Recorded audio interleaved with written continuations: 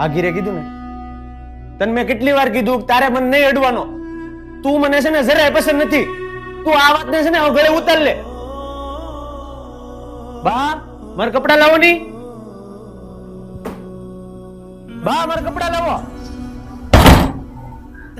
મારી પથારી છે ને આ હેઠે કરી નાખજે. તને મેં કેટલી વાર કીધું કે મારી પથારી હેઠે કરી નાખજે. આપણા લગ્ન છે ને મારી મરજીથી નથી ચા. તારી મરજીથી ઈચ્છા હોય ને તો ભલે ચા.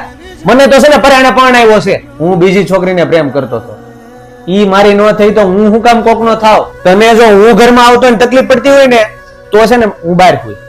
અને મારી પાસે છે ને જરાય તું પ્રેમની આશા ન રાખતી.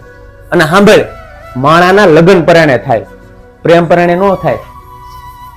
ભાઈ તું ભાભી હારે આવું શું લેવ કરે છો? આમાં એનો શું વાંક?